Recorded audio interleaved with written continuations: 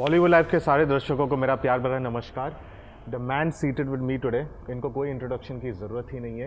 ये हमारे हिंदुस्तान सिनेमा के सबसे बड़े blockbuster directors in the history, not currently तो सबसे बड़े है ही, लेकिन history one of the biggest blockbuster directors ever, right up there with the likes of Manmohan Desai, Vijay Anand, Raj Khosla. They are very big names. Yes, but sir, you are equally so big.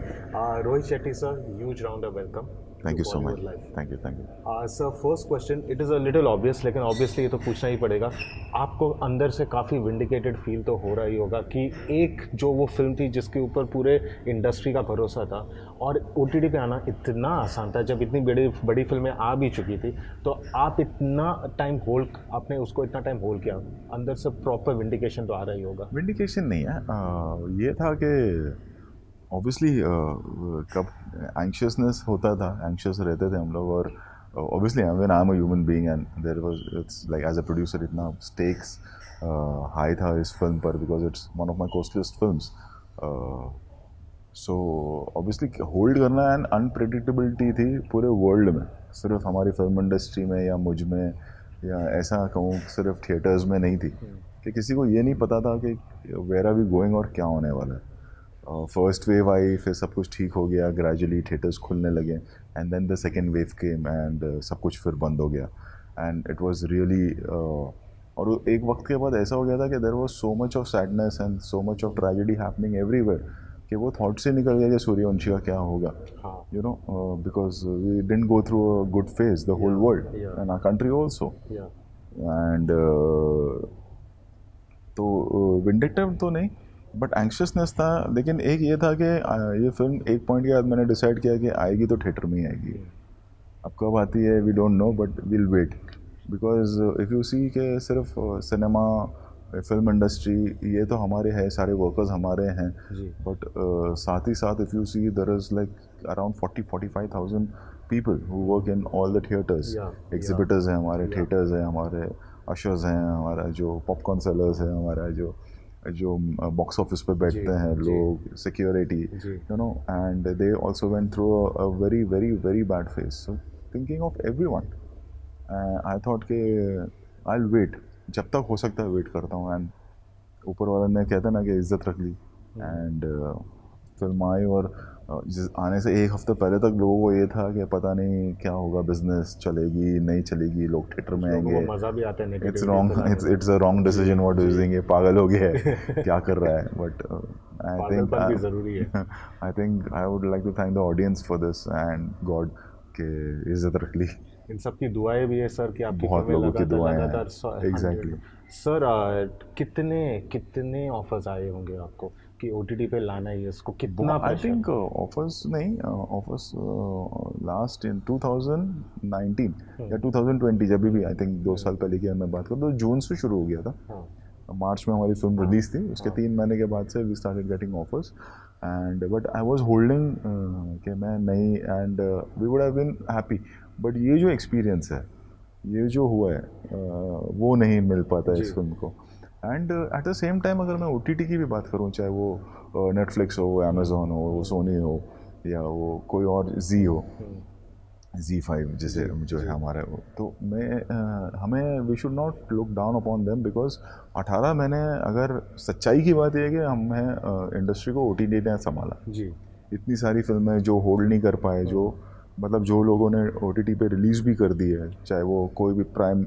Amazon prime पर हो या Netflix पर हो, तो वो उनकी, मैं मानता हूँ कि एज अ प्रोडक्शन हाउस कुछ लोगों की मजबूरी रही होगी, एंड एक हेल्प रहा। अगर आप जस्ट इमेजिन के शूटिंग्स तो चल रही थी, लोग काम कर रहे थे, वेब सीरीज़ भी बन रही थी, फिल्में भी कुछ डायरेक्ट टू डिजिटल आई हैं, तो they have been a great help to us. आज क्योंकि थिएटर्स ओपन हो गए तो वी कांट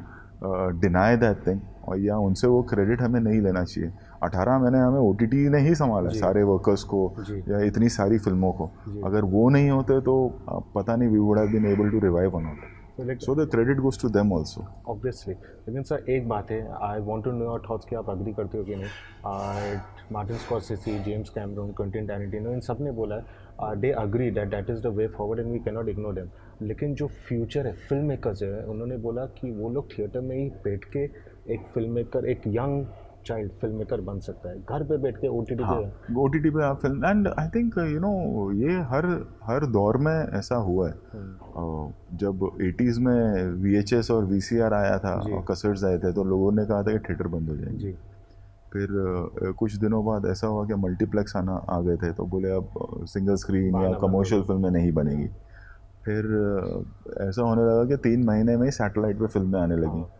तो फिर लोगों ने कहा कि अब थिएटर में कोई नहीं जाएगा जब 3 महीने में। तो ऐसा नहीं होता है। OTT भी चलता रहेगा हमारा ज़िंदगी भर, हमारा सैटेलाइट भी चलता रहेगा, और साथ में सिनेमा भी चलेगा।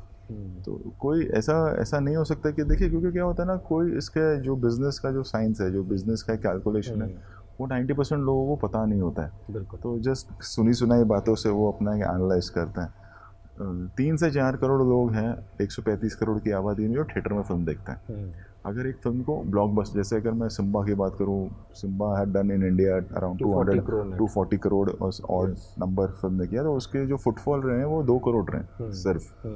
सो इन थिएटर्स, फिर बाद में वो सैटेलाइट में का 10 करोड़ था। 10 करोड़ सैटेलाइट में, और भी लोगों ने देखा उस फिल्म को। तो ये सारे बिजनेस एक साथ चलते रहेंगे। सो कुछ फिल्में OTT पे बहुत अच्छा करेंगी, कुछ फिल्में थिएटर्स में अच्छा करेंगी। एवेन्यूज़ बढ़ते जा रहे हैं, काम ज़्यादा बढ़ते जा रहा है, which is a good thing. आज ये प्लेटफॉर्म के आने की वजह से कितने एक्टर्स रिवाइव हो गए,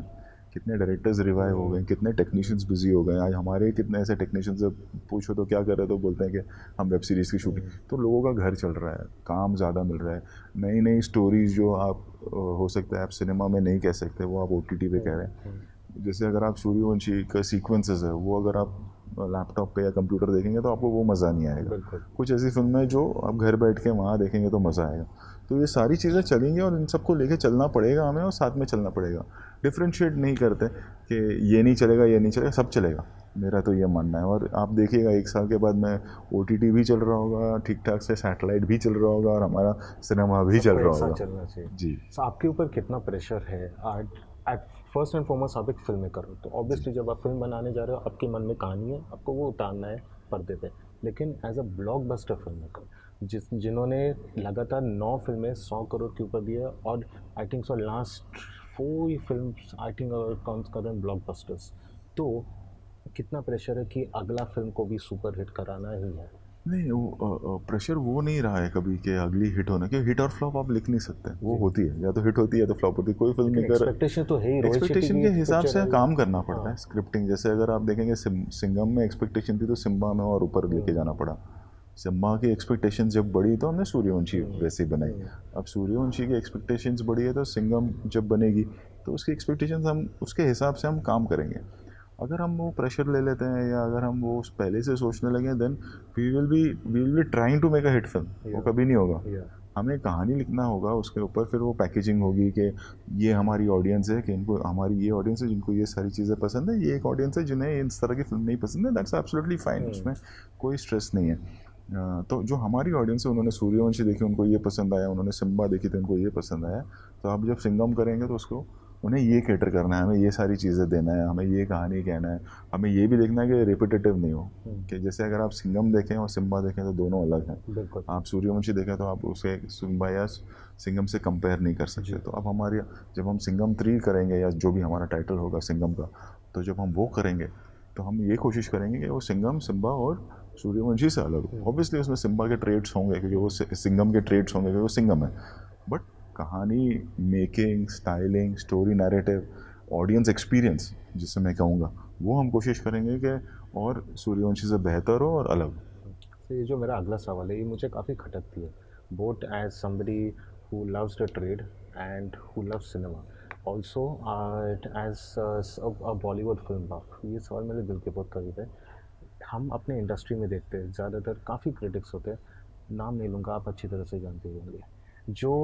आपकी फिल्में या तो मसाला फिल्में आने से पहले ही उनके मन में एक प्री कंसीव नोशन रहता है कि ये फिल्म अच्छी सिनेमा नहीं हो सकती। लेकिन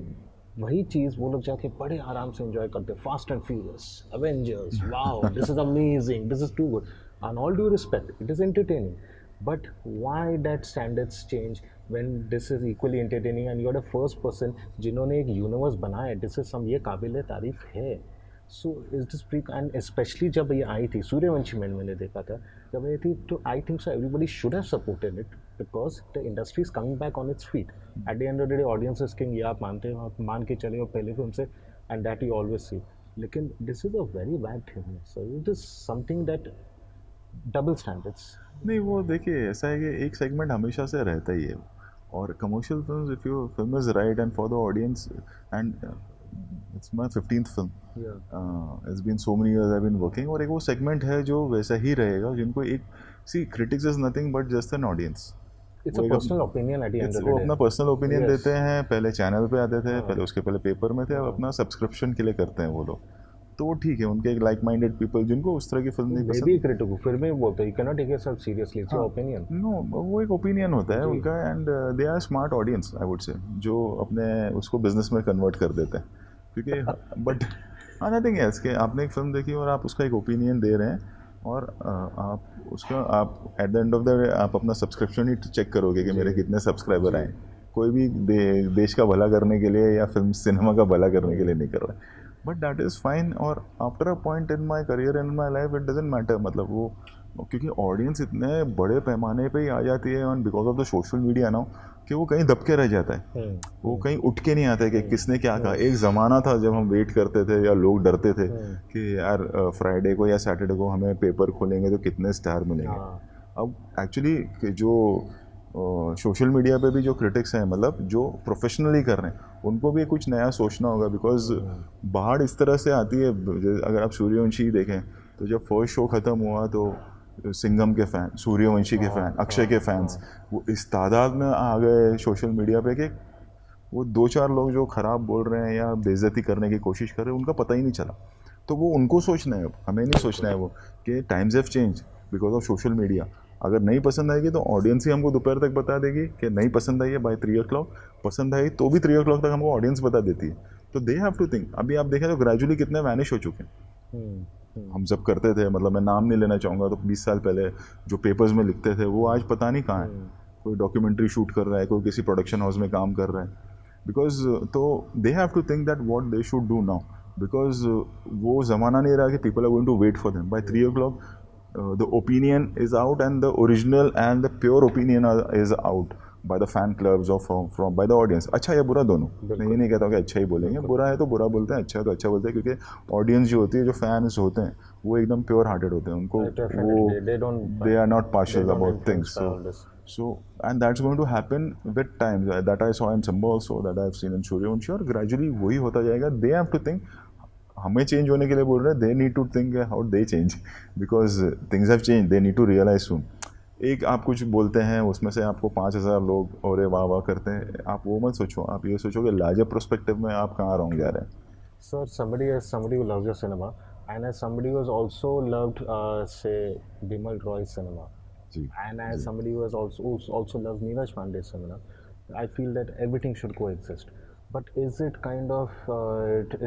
unfair I'm sure it doesn't affect you क्योंकि आप इन चीज़ों में नहीं जाते लेकिन कहीं ना कहीं अनफेयर है कि जब हिंदुस्तानी सिनेमा के अभी करंट दौर में अगर लोग बोलेंगे कि which are the best directors कोई बोलेगा अनुराग कश्यप कोई बोलेगा विशाल भारद्वाज जबकि फिल्में इतनी चलती भी नहीं है आप यूजुअली जो लिस्ट में रोहित शेट्टी का नाम नहीं देखता कि नहीं आता है